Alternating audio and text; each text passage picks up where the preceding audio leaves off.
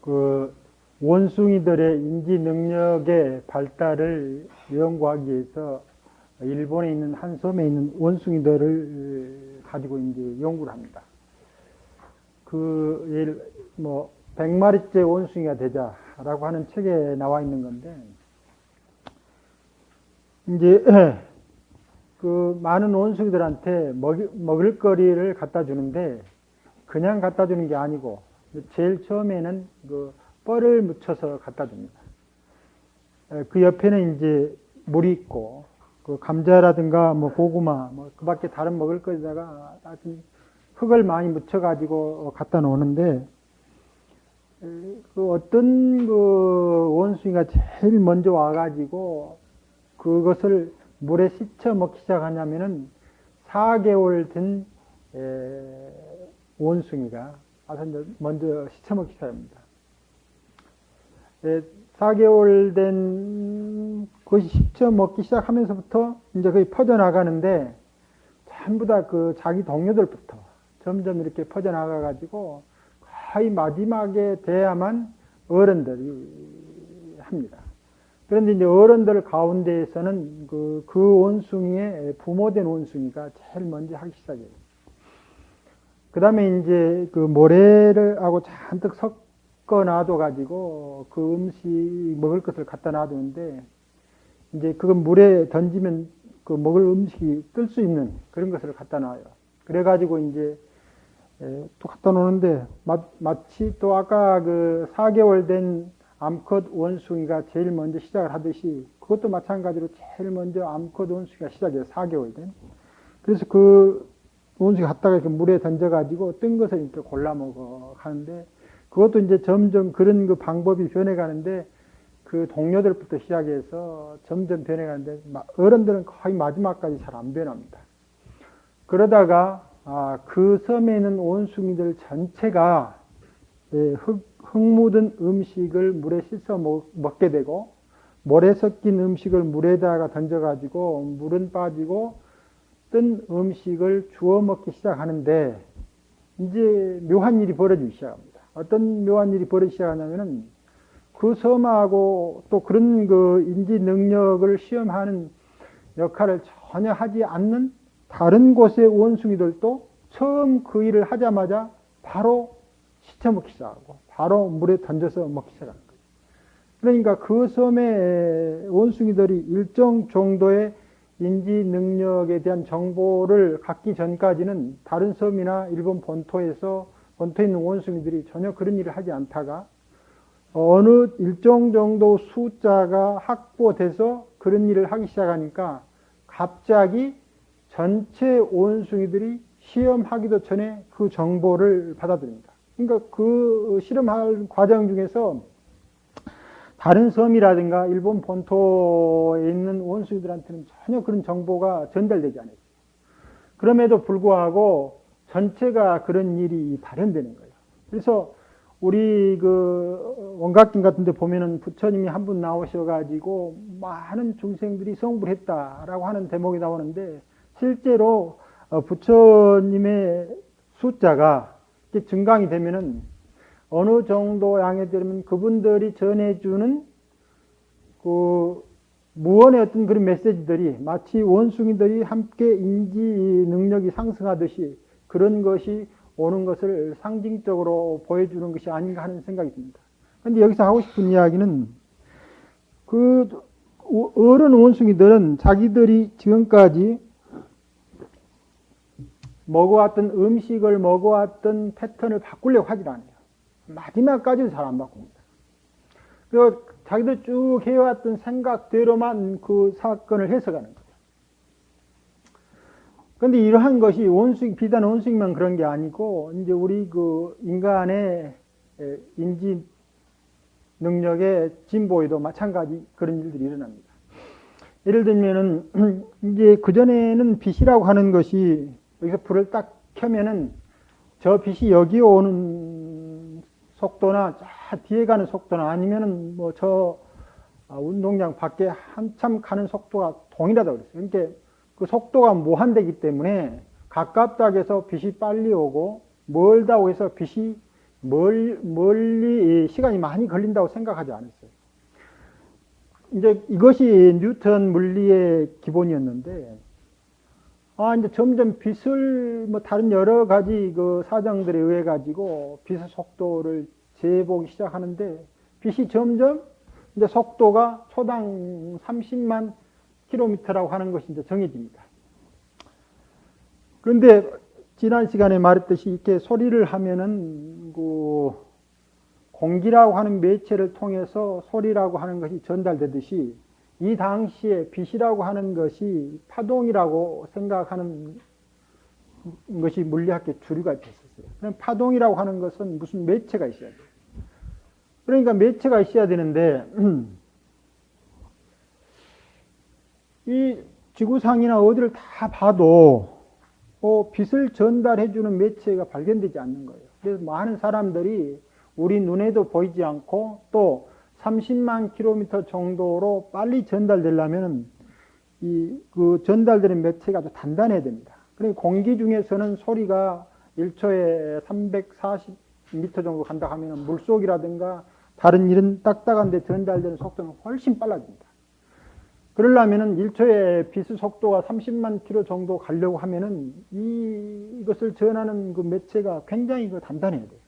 그래서 이제 그때 사람들이 생각하기를 이 우주는 그와 같은 물질이 있는데 아주 단단하면서 수은처럼 흔한 아무런 거리낌 없이 보이긴 하는데 무엇인가 단단하면서도 지구하고 우주와 함께 움직이는 무슨 물질이 있다라고 생각합니다. 그것을 에테르라고 그러는데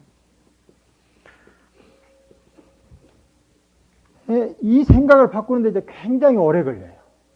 이게 왜냐하면 파동이라고 하는 성격을 규정했을 때 이 에테르라고 하는 것이 있어야 된다라고 하는 생각을 굉장히 이제 버리고 받아들이기가 어려워지는데 이제 아인슈타인이 나와가지고 이런 과정이 많은 실험 과정이 있습니다만 아인슈타인이 나와가지고 에테르가 없어도 빛이 30만 킬로미터로 간다라고 하는 생각을 할 수 있게 된다 이겁니다. 그러니까 그 전까지는 에테르가 무엇인가라고 찾아보는 그런 일들은 많이 일어나는데 에테르 없이도 빛이 전달 가능하다라고 하는 생각을 바꾸는 것이 쉽지 않았던 것 같습니다. 또 하나는 빛이 이제 30만 킬로미터로 가면은 그 부처님께서는 살고 죽음 문제에 대해서 아주 10대 때부터 보통 사람하고 남다른 그런 의문을 제기했는데 아인슈타인이라는 사람은 10대 때부터 한 16살 때부터 이런 의문을 하는 거예요. 사람이 빛의 속도로 가면은 어찌 될까? 라고 묻는 거예요. 근데 당시 이제 이 속도라고 하는 것이 빛 속도가 30만 킬로도 일정하다라는 사람이 있었고 어떤 사람들은 이 에테르의 바람에 의해 가지고 이 속도가 줄어들기도 하고 늘어들기도 한다는 그런 그 이론들이 상호 이제 이야기되고 있는 상황인데 이것이 없어도 가능하다 하면서 30만 킬로미터가 일정하다라고 이제 생각하는 거예요. 속도가 일정하니까 속도라고 하는 것은 거리를 시간으로 바꾸는 거예요. 그러니까 속도는 항상 30만 킬로미터로 일정하니까 우리가 많은 거리를 가려면 시간도 바뀌고 또 적은 거리를 가려면 시간도 거리와 시간이라고 하는 것이 속도가 일정하면은 거리와 시간이라고 하는 것이 변해야 되는 거예요.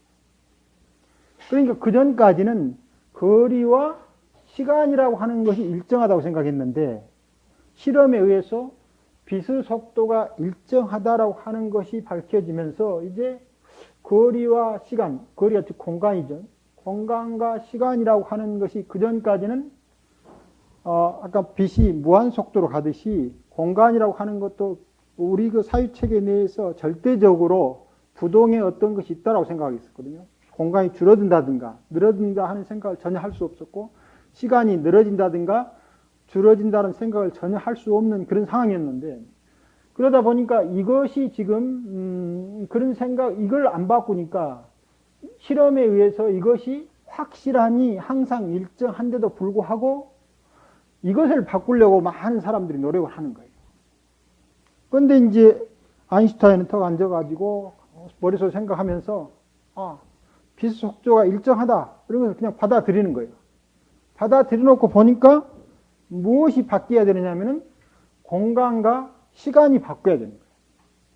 그러니까 당시 1905년에 이런 이야기를 내놓으니까 이런 이야기를 이제 그 물리학 연보나 어디 이런 데다가 이제 논문으로 발표하는데 그걸 발표해 놓고 야 내가 지금 그 상당히 그 물리학의 어떤 사유의 새로운 패턴을 제공할 수 있는 지금까지는 시간과 공간이라고 하는 것이 변화할 수 없다라고 하는 생각을 가지고 있었는데 아니다. 시간과 공간이 변화할 수 있다라고 하는 화두를 물리학에다 던져줬다 이 말입니다. 그런데 아무한테도 연락이 안 오는 거예요. 그 사람이 이제 스위스 베른 거리 있는 그 조그만 특허청에서 특허처에서 사무를 보는 그 직원으로 근무하면서 혼자 머릿속으로만 생각해가지고 이제 그 물리학회 이런 데다가 논문을 내다 보니까 아는 사람들이 거의 없어요. 그래서 1905년에 낸 그 특수상대성 원리라고 하는 책에도 보면은 다른 게 좋고 뒤에 이제 배소라고 하는 이가 자기 친구인데 이 논문을 쓰는데 그 마지막 장면에 가서 자기도 이런 생각하기가 참 어려웠던 모양입니다. 그런데 이제 그 배소라고 하는 친구하고 뭔 이야기 하면서 결정적으로 이제 딱 생각이 바뀌는 어떤 그런 계기가 와요. 그러니까 그 생각이 일어나기 과지가 거의 한 7, 8년 동안 이런 것만 좀 생각하고 있는 거예요. 그러니까 거리와 시간이라고 하는 것이 일정해야 되는지 변해야 되는지 뭐 이런 뭐 일들이 계속 와 있었는데 이제 그 마지막 단계에 와서 확실히 이제 거리와 시간이 수축하고 늘어난다라고 하는 그 생각이 딱 바뀌는 순간에 이제 베소라고 하는 친구가 많은 그 도움을 주는 게보다는 어떤 영감을 주게 만들죠. 그래가지고 이제 논문 쓰는 시간은 불과 몇 주 만에 쓰는 거예요. 그런데 이 논문이 거의 뭐 우주의 틀을 바꾸는 그런 사고인데 당시 사람들이 여기에 대해서 관심이 없는 거예요. 알 수도 없고. 그래가지고 이제 그 우리 같은 그 거대한 그 물리학 세계의 변두리에 있는 별로 알려지도 않는 학자가 낸 것인데 그 자기는 이제 이런 거 정말 세계를 달리 생각해야 하게 하는 어떤 것을 전해준데도 불구하고 아무도 반응이 없으니까 이제 침체, 뭐 자기가 잘못됐는가 어쨌는가 이렇게 해서 굉장히 이제 힘들어하는 시간을 보낸 거예요. 그 옆에 이제 같이 있었던 다른 사람의 기록에 보면 힘든 시간을 보냈다고 나오는 거예요.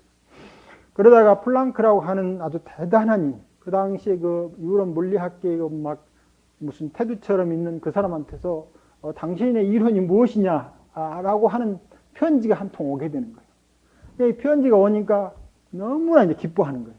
자기는 뭐 이제 신진 26살인가 뭐 신진학자고 당시에 아주 그 세계에서는 가장 이름난 물리학자 중에 한 사람이 딱 편지를 보내니까 이제 자기도 기뻐했는데 물리학계 자체에서도 야 프랑크가 아인슈타인한 사람한테 그런 편지를 보냈더라 해가지고 또 유명해지는 거예요. 그러면서 이렇게 사유가 바뀌게 되는 거예요. 이 금강경이라고 하는 이런 사유도 마찬가지입니다.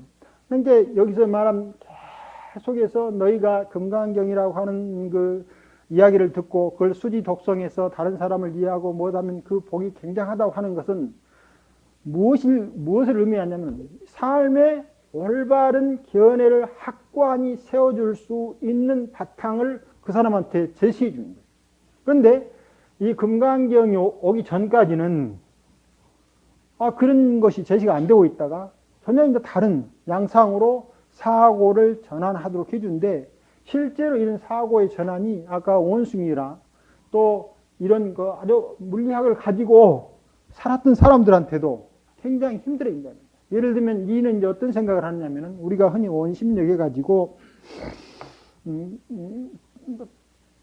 지구가 태양을 돌고 달이 또 지구를 돌면서 이 서로 인력이 있으니까 잡아당기는데 잡아당기지 않고 계속 저런 상태를 돌고 있는 것은 뉴턴의 말에 의하면은 애가 태양이 있고 지구가 돌고 있으면 이 두 사이에 인력이 작용하는데 이 인력하고 반대 방향으로 원심력이 작용해서 떨어지지 않겠다라고 이야기하는 거예요.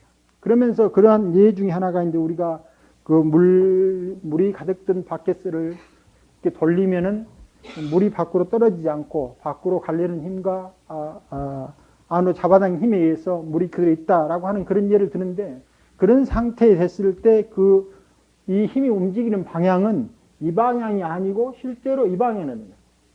이제 직각번, 여기하고 서로 상대하는 방향의 직각인데, 당시 사람들이 그것이 좀 뭔가 불합리한 것 같아도 그것을 누가 말해놨냐면 뉴턴이라고 하는 사람이 말해놓으니까 그걸 바꿀 생각을 못하는 거예요. 그런데 이제 이러한 것에 의해서 나중에 이 공간 힘이라고 하는 것이 나타나는데, 이 반야경이라든가 불교가 일어날 시기에 인도 사회를 지배하고 있었던 그 사유 체계가 아까 말한 베다적 사유인데, 베다적 사유가 인간의 삶 속에 그렇게 깊숙이 들어와 가지고 정착된 사유가 돼 있어 가지고 거기에 있는 뛰어난 베다 철학자들이나 다른 사람들이 그 생각을 바꾸려고 하는 것은 전혀 해볼 수도 없는 상황이다. 그런데 이제 이와 같은 건강경에 들어오면은 바로 방금 같은 거리와 시간이라고 하는 것이 일정한 것이 아니다 라고 하는 것이 완벽하니 세계를 이해하는 새로운, 그 다음에 이제 물질이라고 하는 것은 입자와, 그 전에 이제 물질이라고 하는 것을 어떻게 생각했느냐면은, 어떤 물질이라고 하는 것은 입자면 입자고 파동이면 파동이고 라고 하는 독자적인 성질을 가지고 있어야 된다라고 쭉 생각을 했는 거예요. 그런데 어떤 실험을 해보면 그것이 입자처럼 나타나고 어떤 실험을 해보면 파동처럼 나타나니까 혼란스러웠는데, 그래서 이제 입자적 상황으로 무슨 연구를 한 사람도 있고 파동식으로 연구를 한 사람이 있는데, 그걸로 와서는 이것이 동시적 상황인데, 그러니까 어떤 조건이 되면은 입자고 어떤 조건이면 파동이다라고 쉽게 지금 받아들인다 이 말입니다. 그런데 그 전까지는 그런 생각을 받아들이기가 굉장히 어려운 거죠. 그래서 이 지금 계속 몇 장 올 때까지 이 경전을 수지 독성하고 다른 사람한테 이야기하면은 그 복이 헤아릴 수 없이 많다라고 하는 이야기를 하는 이유가 여기 있다 이 말입니다. 왜냐하면 이 이야기하고 기존 사람들이 가지고 있는 불교적 이해가 있고, 이 시기에 나올 때 되면 이미 이 불교 내부적으로 우리가 이제 소승이 법화를 모른다라고 그러는데, 법이 체계화되면서 점점 그 법이 사유의 대상으로 실체하는 것처럼 사유하려고 하는 그런 힘들이 이제 많이 일어나는 거예요. 불교 내부에서도. 불교 외부는 말할 것도 없고요. 그러니까 이제 거기에 대한 전적인 다른 그런 그 사유의 방향을 제시하기 때문에 이런 것을 통해서 삶을 완벽히 통째로 바꿀 수 있는 사유의 전환점을 제공한다고 하는 데서 보면은 다른 어떠한 것보다 더 강력한 복덕이 되는 거예요. 그리고 그렇게 돼야만 이 금강경에서 이야기하는 정견이 성립된다. 그러니까 뉴턴적 사고가 어떤 제한된 공간 내에서는 오차가 좀 있긴 합니다만, 약간 거의 우리가 헤아릴 수 없는 오차 범위 내에서는 이 사고가 맞는 것처럼 보이는데, 생각만 자꾸 달리해버리면 바로 이것은 바꿔야 되는 사고. 그런데 이 이야기를 지금 몇 장부터 계속 해오면서 이 경전을 듣고 또 신심이 나고 뭐하고 한다고 하는 그런 내용들은 바로 이러한 것을 통해서 지금까지 우리가 잘못 가져온 상들, 아상부터 시작해서 모든 상들이잖아요. 이 상들이 맞으면 굳은 견해와 똑같은 거예요. 그 원숭이들도 나이가 들면은 안 바꾸는 거예요. 자기가 살아온 패턴대로 살려고 하는 거예요. 그 다음에 이런 학계들도 이런 검증이 나왔어도 그것을 받아들이는데 굉장히 오래 걸립니다. 마찬가지로 이 아인슈타인의 사람도 어떻게 되느냐면은 이제 양자적 상황이 되면은 그것이 이 물질의 어떤 속성을 정확히 알려줄 수 없는 상황이 되어버려요. 그러니까 우리가 그 이면에 있는 법칙성을 아직 모르고 있기 때문에 그러지, 실제 그 물건, 양자적 그 물질이라고 하는 것이 우리가 생각하는 것처럼 불확정하니 있는 게 아니다라고 하는 생각을 돌아가실 때까지 버리지 않는 거예요. 그래서 이미 그 소립자 물리학의 흐름이라고 하는 것은 그것을 토대로 해서 엄청나게 지금 변해가고 있는데, 아인슈타인은 자기가 생각해 볼 때 물리적 상황이라고 하는 것이 일정한 법칙에 의해서 움직여지는 뭐가 됐어야 되는데, 이와 같은 그 물리 법칙으로 하면은 자기가 생각하는 거랑 안 맞거든요. 그러니까 자기는 실제로 그 양자 역학을 만들어내는데 그 뒤집tum 역할을 하면서도 했었으면서도 그것을 본인이 못 받아들입니다. 그래가지고 하는 말이, 유명한 말이 무슨 말이냐면은 신은 주사위 노릇을 하지 않는다. 그러니까 그것이 우리가 예측 가능한 정도로 움직이는 게 아니에요. 그러니까 불확정하니 움직이니까 양자적 상태에서 아인슈타인이 생각하기는 도저히 받아들일 수 없는 상황이라고 합니다. 이때 이 신이라고 하는 것은 우리가 말한 창조신이 아니고 우주의 법칙 같은 겁니다. 그런데 이것은 주사위 노릇을 하지 않는다 해가지고 끝까지 받아들이지 못했나요? 아무리 같이 이야기하고, 그러니까 그 논리를 반박하기 위해서 막 자기 생각을 내놔가지고 또 이제 그런 것을 주장한 사람들하고 대론하면, 또 이 사람들도 아인슈타인이 그 반론을 제기하면 그 반론을 가지고 와서 또 밤새 연구해가지고 와서 다음날 또 당신 생각이 틀렸다, 막 이런 대론들을 많이 한단 말이에요. 그렇게 해서 자기가 이건 대세가 아니고 거의 모든 그 실험실에서 아인슈타인하고 생각이 다른 것이 옳게 나와 있는데도 그이도 못 받는 거예요. 자기는 이와 같은 사고가 시간과 거리가 절대적으로 불변의 요소로 존재하지 않는다라고 하는 새로운 흐름을 주창해냈는데도 불구하고도 자기 생각에 안 맞으면 이렇게 받아들이려고. 그래서 여기에서 계속 그와 같은 일들을 방금 이야기했듯이 막 이야기합니다. 어떻게 이야기하냐면은 선남자 선너인이 초일분, 중일분, 후일분. 그러니까 이것이 이제 하루를 셋으로 나눴는데, 하루 종일 우리 온몸을 다 바쳐가지고 보시를 하고, 또 우리가 그렇게 우리 온 삶을 다 바쳐서 보시를 하고, 그런 세월을 한없이 보시를 하더라도 이 경전을 듣고 그것이 자기 사유체계에 거슬리지 않고 척 받아들여진 사람의 복만은 없답니다. 왜냐하면 삶을 통째로 바꾸는 힘이 있는 거예요. 그것이 뭡니까? 정말 정견이 올바로 딱 서는 거예요. 방향이 완벽히 결정이 됩니다. 그래서 금강경에서 제외하는 모든 상들이 상 아님을 확실히 보면서 일체가 공으로 연기하면서 그 자체가 동시에 모든 생명의 발현이다라고 하는 것을 사람들이 받아들이기가 그렇게 어려운 거예요. 그래서 우리가 자기 이 보시를 한다는 것은 온 생명으로서의 헌신이 아니고, 내가 좋은 세상에 난다든가, 예를 들면 그 브라마는 신한테 제사 지내면 다음 세상에 네가 너의 영혼이 있어 가지고 그 영혼이 좋은 곳이면 될 것이다, 이런 이야기를 한다 이 말입니다. 그런데 건강에서 그런 영혼이 존재하지 않는다 라고 이야기하니까 사람들이 받아들이기 굉장히 어렵죠. 그 다음에 그 사람들이 제사를 통하고 복을 짓고 보시를 하는 일은 그 영혼이 좋은 데 가기 위해서 그런 일을 하고 있는데, 여기서 하루 종일 보시를 하고 수많은 세월을 보시를 한다고 하는 것도 다 그렇게 하는데, 그렇게 해서는 복이 있겠죠. 그러나 그 복이 궁극적으로 온 생명을 드러내서 불로서 자각된 복하고는 비교할 수 없다라고 하는 것인데, 그것이 왜냐하면 방금 같은 이와 같은 데서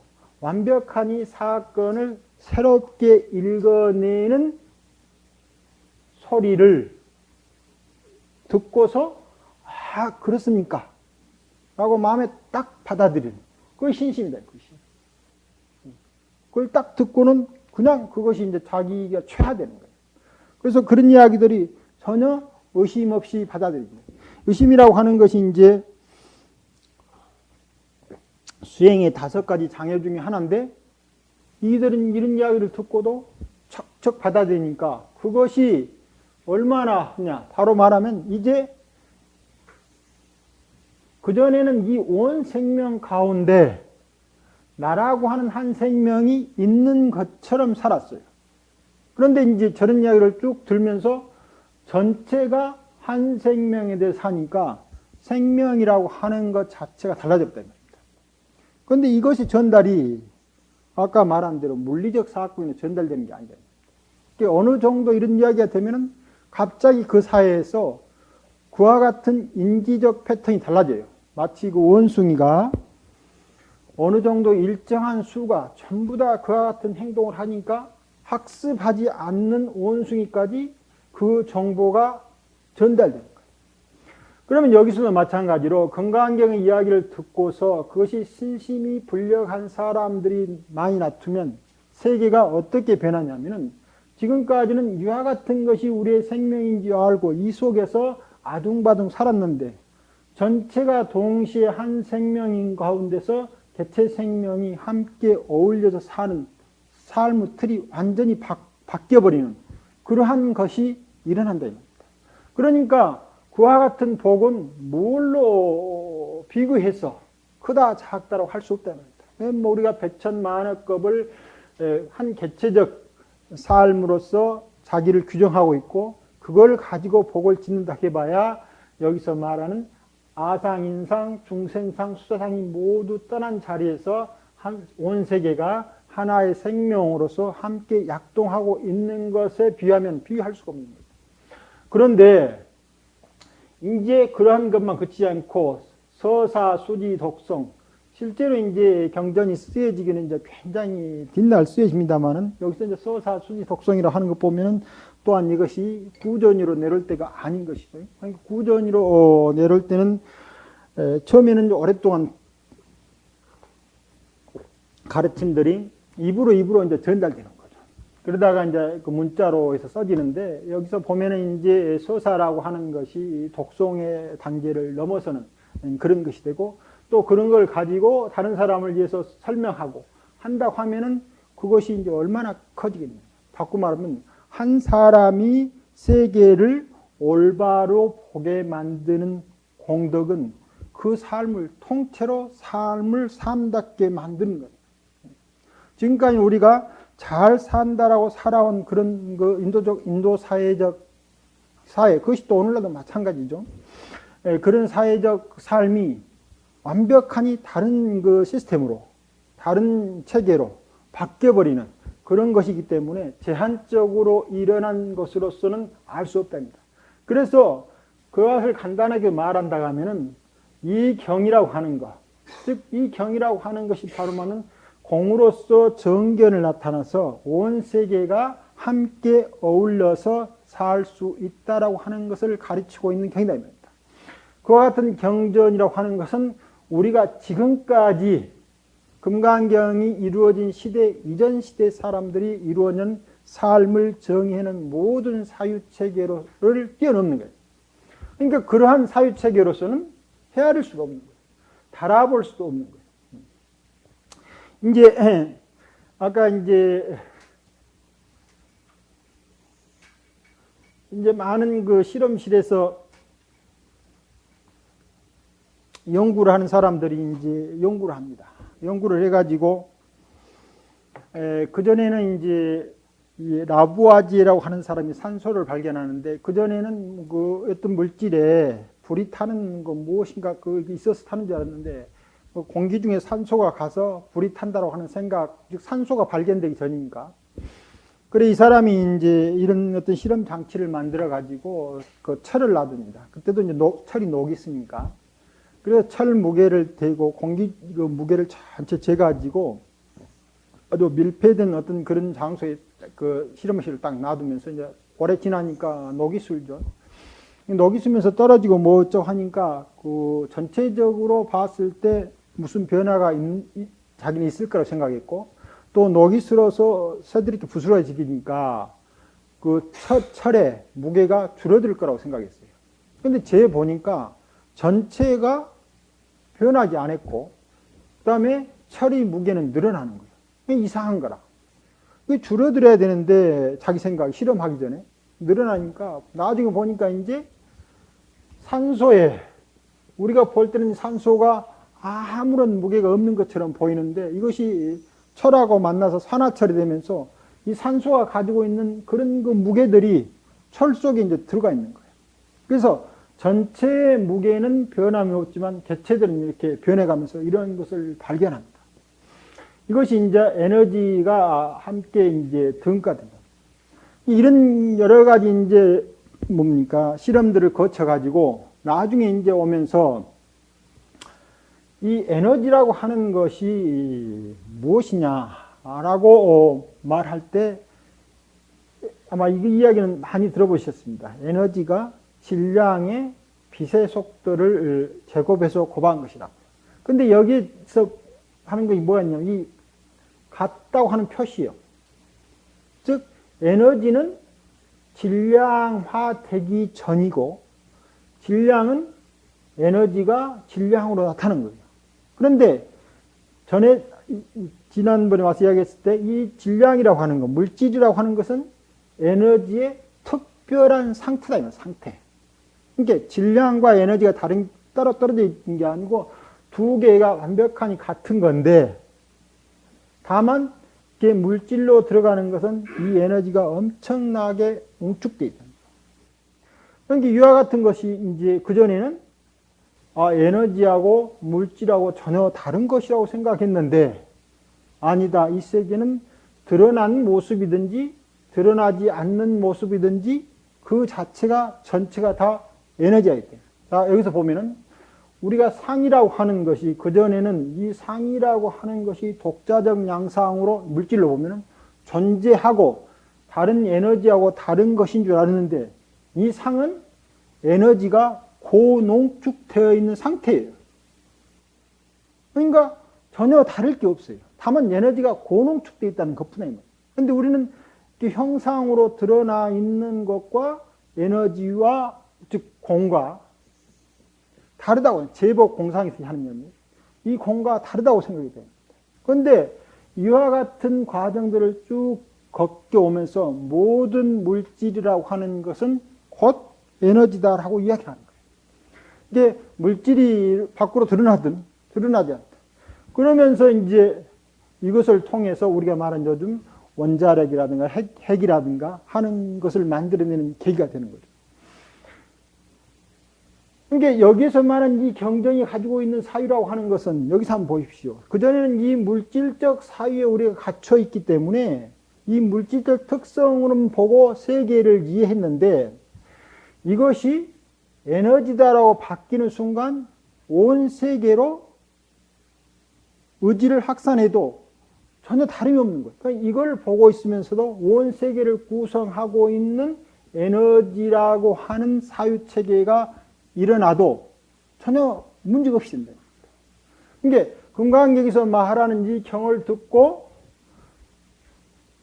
공성계 아상인상 중생상 수화상이 없어지게 되면은 마치 드러난 물질이라고 하는 것이 그 자체로 제한된 요소가 아니고 온 우주에 어울려져서 농축된 우주적 춤의 한 형상이라고 하는 것을 확실히 알게 된다.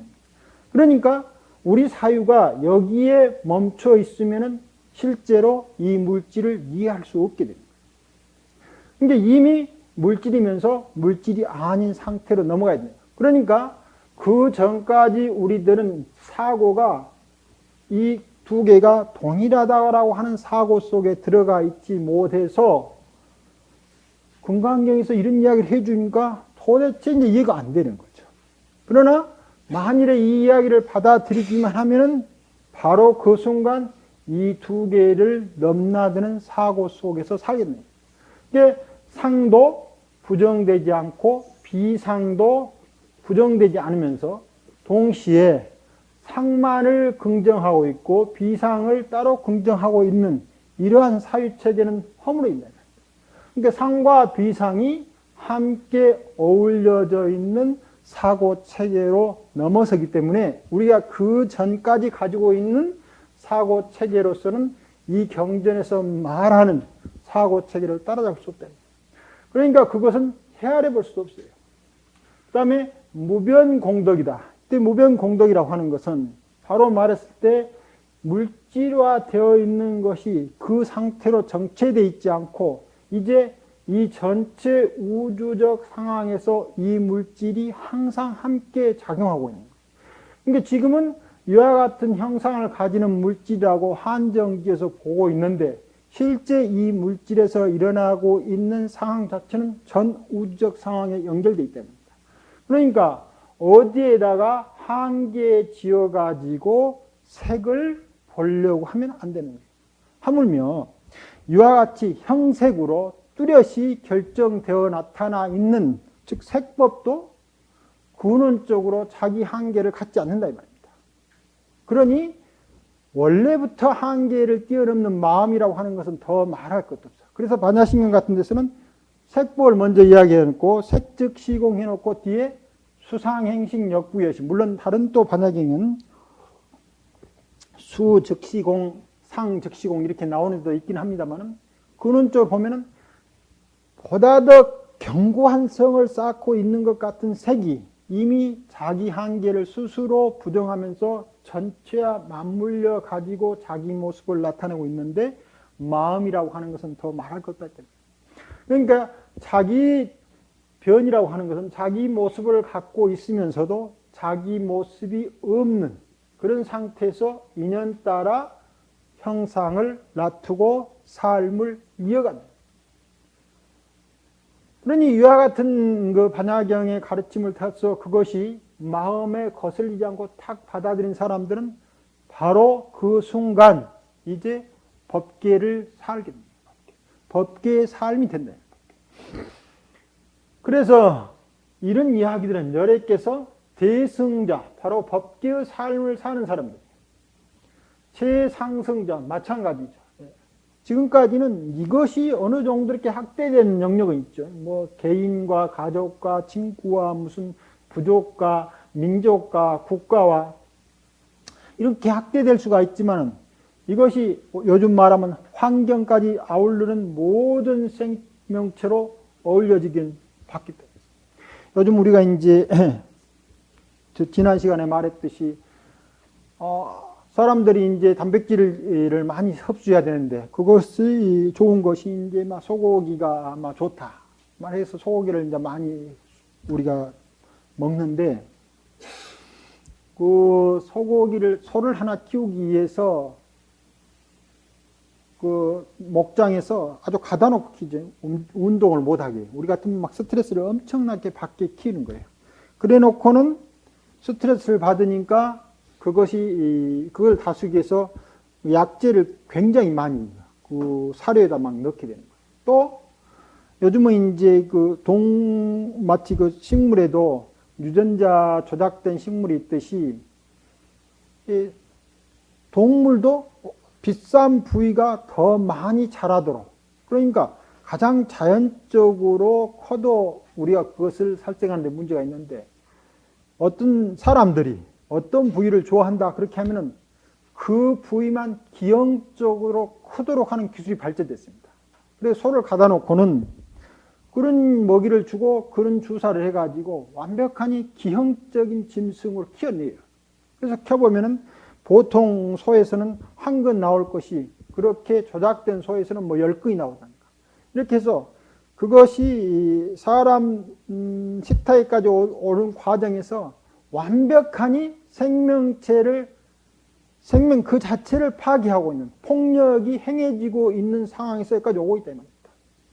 그런데 우리가 보면은 그 한 소라든가 돼지가 인간이 뭐 식욕을 중단시키해서 그 생명 질서를 파괴하는 폭력이 행해지고 있는데 그렇다고 해서 인간만이 그렇게 좋아지느냐? 아니 그죠. 소를 한 마리 키게 되면은 거기서 나온 그 소의 방구라든가 또는 그 배설물에서 나온 그 가스가 지구의 오존층을 파괴하는데 엄청난 역할을 하는 거예요.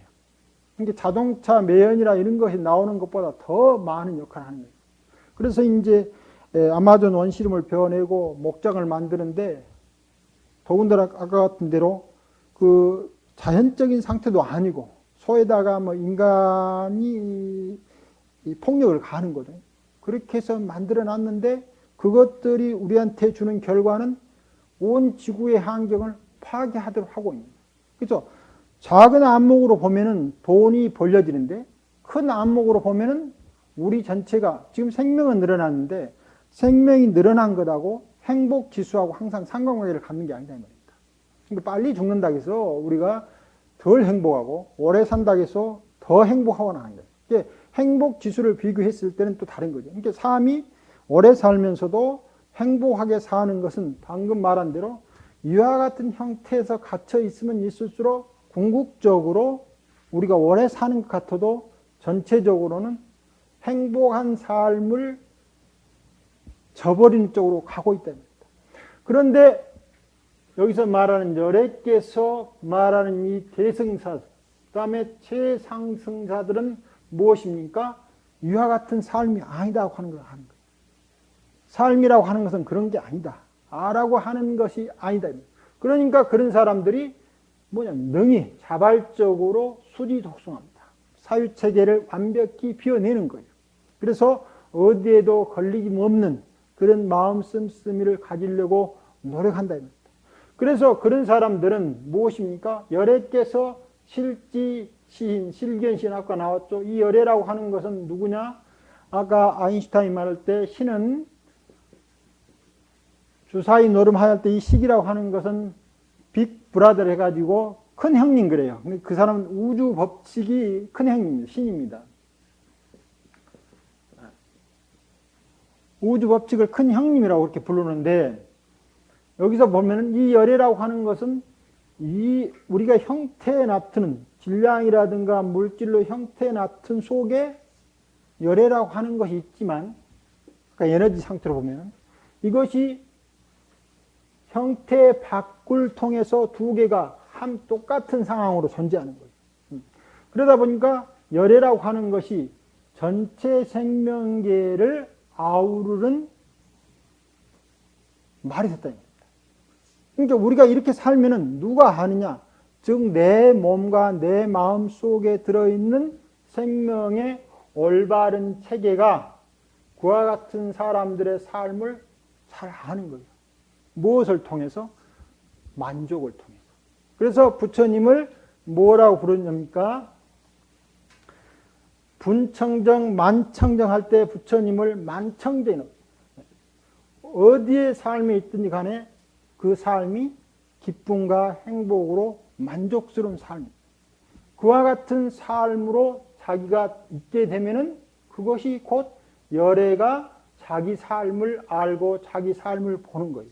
청정함으로써 자기 삶을 만족스럽게 표현한 사람들이 곧바로 열애 삶을 산다. 그리고 그 사람들은 바로 말해서 헤아릴 수도 없고 달아볼 수도 없는 그리고 어디 한정되지 않고 우리가 생각으로 헤아릴 수도 없는 그런 많은 공덕을 사는데 왜 그러냐면 만청정이 되면은 이 만청정이라고 하는 것은 경계지음이 사라지는 거예요. 그래서 경계를 가지고 있죠. 그러나 이것이 엄밀한 의미에서는 경계로 그것을 제한할 수 없는 거예요. 예를 들면 어떤 것은 굉장히 이렇게 단단한데, 그리고 에너지가 이렇게 단단히 뭉쳐져 있는데, 많은 우리가 방사능 물질 같은 것은 스스로 자기 에너지를 밖으로 방출해가지고 자기가 안정된 상태로 가는 거예요. 그러니까 우리가 어떻게 보면 하나의 돌덩이처럼 보이지만은 이 돌덩이가 스스로가 어떤 상태에 대해서 가장 안전한지를 스스로 알아가지고 자기 스스로가 이렇게 나눠진다. 그래서 안정한 상태로 가는 거예요. 그런데 만일에 이 경계라고 하는 것이 완벽하니 한번 이루어지면은 이 물질이라 하는 것도 그것의 상태로 존재한다고 하면은 그것이 자연 상태로 방사능이 나와가지고 에너지를 방출하다가 두 개의 안정된 원자로 해체되는 일이 있을 수 없다 이 말입니다. 그러니까 우리가 무생물인 것처럼 보이는 것들도 자기 내부적으로는 마치 안정된 삶을 살려고 하는 사람들의 인지 능력처럼 그런 것도 스스로 그래요. 불안정한 삶에 놓여 있는 그런 물질들도 스스로 그렇게 한다. 더군다나 어떤 그 흙 같은, 무슨 흙 같은 것도 있는데 그런 것들은 너무 가물거나 너무 또 비가 많거나 이런 것들에 따라서 자기를 조절해서 적당한 상태로 자기를 유지해내는 그런 능력이 흙 자체 속에도 들어있는 게 있어요. 그래서 그러한 것들이 자기 모습을 유지하지 않고 아주 재빨리 전체 환경과 더불어서 자기 경계를 설정해낸다. 근데 이 경계는 자기 스스로 경계 지음이 아니라 바로 이웃간과 어울려졌을 때 나타나는 경계들입니다.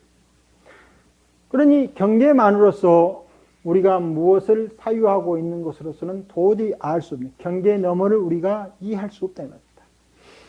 그런데 이 경에서 말하는 아상, 인상, 중생상, 수사상을 다 떠난 그런 사람들은 경계로 살면서도 경계에 넘나드는 사람들. 그래서 우리들이 생각하는 이해로는 됐다. 그러니까 그런 사람들이 열애의 안욕따라 삼막 삼보리를 다 지고서 이제 모든 중생들에게 이 경전을 이야기하는 거예요. 왜? 지금까지는 한 개체개체가 사는 것처럼 보였지만 한 개체개체 삶이라고 하는 것은 이와 같은 삶, 함께 어울려서 삶을 만들어내지 않으면 안 된다고 하는 당위성 속에서 자기 삶을 사는데 스트레스 받지 않는 거죠. 이게 아픔이 자기 가슴 속에 남아있진 않아요. 아픔을 아픔으로 느끼되 그것을 우리가 흔히 스트레스 받아가지고 가슴에 담가놓은 그런 아픔으로 존재하지 않는다. 그와 같은 삶을 이웃과 나눈다고 하는 특징을 안욕따라 삼약 삼나이를 감당해가지고 이웃에게 펴는 삶이라고 합니다. 만약에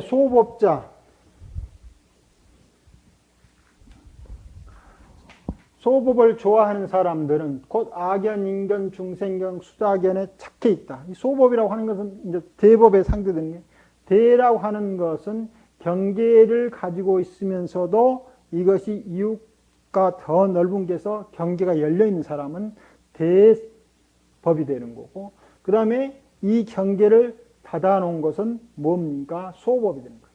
그런데 경계라고 하는 것은 우리가 닫으려고 해서 닫혀지고 열려고 해서 열린 게 아니에요. 그러니까 경계가 닫혀있고 열려있음을 규정하는 것은 실제로 우리 몸이라든가 우주적 경계가 아니고 우리의 의식이다. 우리의 마음이다. 그러니까 마음을 다스려야 하는 이유가 사실상 여기에 이제 굉장히 큰 이유가 있는 거예요. 자기 마음의 흐름을 명확히 지켜봐서 우리 스스로가 대법으로서 존재하는 삶임에도 불구하고 스스로가 자기 경계를 닫아가지고 소법의 삶을 살고 있는데 모든 사람들은 그 본질적으로 대법의 삶 속에 놓여 있는 거예요. 근데 우리 스스로가 마음을 닫아가지고 소법의 세계를 연출하고 있다는 거예요. 마음이 닫혀가지고. 그래서 여기에서 소법을 즐긴다고 하는 것은 즐겨야 할 소법이 있는 게 아니고 바로 악견, 인견, 중생견, 수자견을 갖고 있으면 그것이 자기 세계를 닫아가지고 소법을 즐기고 있는 거예요. 그런데 이 소법은 실제로 존재하지 않아요. 다만 마음이 닫혀가지고 만드는 허상이죠. 그래 이 허상을 뭐라고 부르냐면은 일체유의법이라고 해요. 마음이 만들어내는 법. 그것은 물거품과 같고 꿈과 같고 번개와 같고 그림자와 같다라고 이야기를 하는 거예요. 그런 사람들은 이 경전을 이제 새로운 세계를 열어가는 그런 경전을 듣지도 않고 받아들이지 않고 다른 사람을 위해서 해설할 수도 없어요. 왜냐하면 세계를 인식하는 인식의 사유에 전환이 아직 발생되지 않는 거예요. 그래가지고 도대체 왜 시간과 공간이 변한 줄을 지금까지 생각을 하지 않는 거예요. 시간과 공간이라고 하는 것은 사람 어떠한 것이 있든지 간에 늘어난다든가 줄어든다 하는 생각을 할 수 없는데 어떤 사람이 나와서 시간과 공간이라고 하는 것이 늘어나기도 하고 줄어든다 하는데 그런 말을 전혀 받아들일 수 없는 것하고 똑같다는 말입니다. 왜냐하면 이미 자기 견해가 공고하거든. 그래서 이 견해, 자기 견해가 공고해서 이 세계를 닫힌 안목으로 해석하는 마음에 있기 때문에 스스로도 마음을 열지 못하고 불능청수 독성이라는 것은 스스로도 자기 마음을 열지 못하는 거예요. 그리고 자기 마음을 열지 못했으니까 다른 사람을 위해서 마음 여는 것을 다 함께 열어가지도 못한다. 그러나 우리가 그렇게 할지라도 모든 곳에서 이 경전이 있다. 그럼 우리 마음이 그렇더라도 다른 모든 세계를 구성하고 있는 것들은 그 스스로가 경계를 열어놓고 살고 있는 거예요. 우리 이장도 경계를 열어놓고 우리 기도 경계를 열어놓고 여기 있는 어떠한 것들도 다 경계를 열어놓고 있는 거예요. 그것이 우주적 상황에 따라서 맞게 흘러가고 있는 거예요. 다만 딱 닫혀 있는 것이 뭐냐면 마음이다. 마음. 그래서 이 수보리야 모든 것에 이 경전이 있다. 이 경전이라고 하는 건 뭡니까? 열린 마음이죠. 자, 우리는 여기서 이제 마음과 아까 물질이 다른 것처럼 보이지만 이 에너지와 물질하고 똑같은데 또 나중에 보면 마음하고도 더불어서 같다 이 말입니다. 그래서 에너지, 물질, 마음이라고 하는 것이 함께 어울려서 세계를 구성하고 있는데 이 에너지나 물질이라고 하는 것은 그 스스로가 세계를 열어서 함께 살고 있는데 마음만이 지금 여기에서 어긋나처럼 사는 거죠. 그래서 실제 우리가 놓여있는 모든 세계는 다 이 경이 있다 이 말입니다. 무엇인가 함께 열어서 세계를 구성해 가고 있는 거예요. 만일 그렇지 않으면 우리 세계가 구성되지 않아요. 어렸을 때부터 지금까지 우리 몸의 변화라고 하는 것도 있을 수가 없다 이 말입니다. 그래서 그것은 일체 세간 천인 아수라 등이 다 공양한다. 왜 공양하느냐? 자기 삼터예요, 삼터. 천인 아수라 모든 사람들의 삼터가 실제로는 경계 지우면서도 경계가 사라진 것으로서 상호 열림하고 있는 곳이라는 겁니다. 그러니까 마음을 열면은 그곳이 바로 공경할 곳이다. 일체 모든 것. 그래서 그곳이 바로 탑이 있는 곳이 된다. 그래서 모든 사람들은 공경을 한다. 이 탑이라고 하는 것이 이제 부처님의 정신을, 부처님이 돌아가셨으니까 부처님이 돌아가시면서 부처님으로 대신되는 것이 법신이 되는데 이것이 바로 말하면 부처님의 정신이, 가르침이 몸으로 의인화되는데 이것을 형상화시켜 놓은 곳이 탑이에요. 탑. 그러니까 탑이란 부처님의 열린 마음이 법으로 이야기되고 그 법이 탑으로 형상된 곳이다. 그래서 그것을 우리가 공경한 마음으로 보고 그 우리 탑돌이 하듯이 잘 두며 거기에다가 꽃을 뿌리고 우리가 그것을 공경하는 거예요. 왜? 탑이 바로 법이라고 하는 상징 체계를 상징적으로 드러내 보이는 곳이기 때문입니다. 어떤 법? 야지 온 세계에 있는 열린 마음의 법을 드러내 보입니다. 그러니까 만일 탑이라고 하는 것이 이제 그래서 우리 계율 같은 데 보면 탑을 지날 때 아주 이러해라 저러해라 많은 말들이 많은 거예요. 그러니까 탑이 가지고 있는 상징 체계를 우리가 부정하고 함부로 하게 되는 것은 그 탑 그 자체가 돌이 가지고 있는 것의 의미를 넘어선다 이 말입니다. 바꿔 말하면 이 탑이 가지고 있는 법신적 개념을 정말 훌륭히 받아들이면 그 탑이 돌이 돼 우리한테 열린 마음으로 살아나도록 보여지는 거예요. 그렇게 보이지 않으면 단순한 돌에 지나지 않는 거예요. 그리고 단순한 돌로 보면은 아까 말한 대로 그것이 닫힌 물질의 세계만 보고 있는 거예요. 그래서 금강경에서는 우리가 살아가는 과정 중에서 발생하는 사유의 체계가 금강이라고 하는 그 다른 또 아상, 인상, 중생, 수사상이 없는 것으로서 세계를 보는 안목을 갖게 되는, 그리고 그렇게 갖게 되는 것이야말로 다른 어떠한 복덕보다 강하다고 하는 것들이 지금 계속해서 나오고 있습니다.